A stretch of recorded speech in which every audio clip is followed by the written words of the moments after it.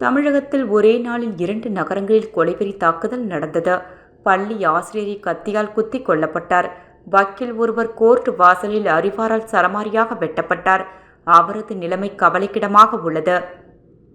தஞ்சாவூர் மாவட்டம் மல்லிப்பட்டினத்தில் அரசு மேல்நிலைப்பள்ளி உள்ளது.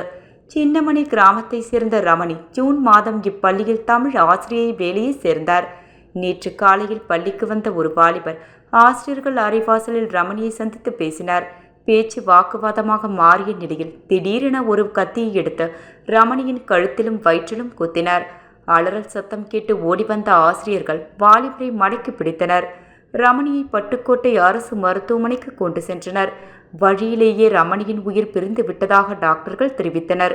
போலீசார் விசாரணையில் ரமணியை கொன்ற வாலிபரின் பெயர் மதன்குமார் என்பதும் இருவரும் 1 ஆண்டிற்கு மேல் காதலித்துள்ளனர்.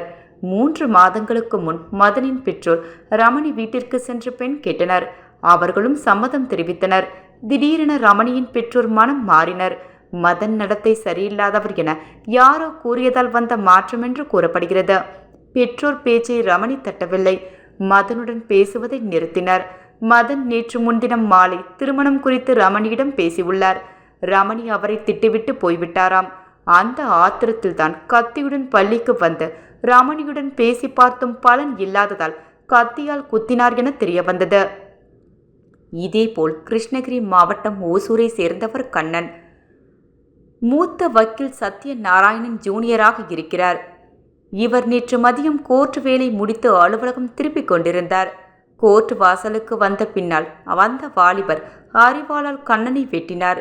கீழே விழுந்தவரை தலை கழுத்து தொடை என பார்த்து வெட்டினார்.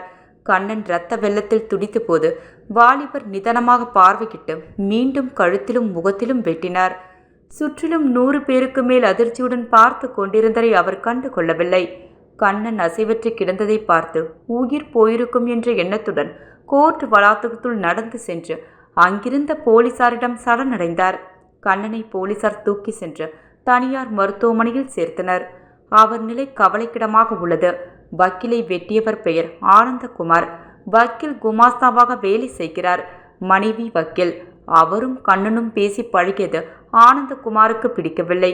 கண்டித்தும் கண்ணன் கேட்கவில்லை. சமீபத்தில் ஆனந்தகுமார் அடித்ததில் கண்ணன் சில பற்களை இழந்தார். ஆனாலும் பழக்கத்தை விடவில்லை.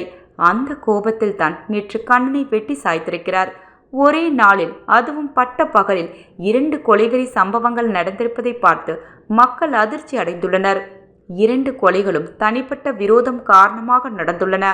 தமிழகத்தில் சட்ட ஒழுங்கு சரியில்லை என அரசுக்கு எதிர்க்கட்சிகள் கண்டனம் தெரிவித்துள்ளன.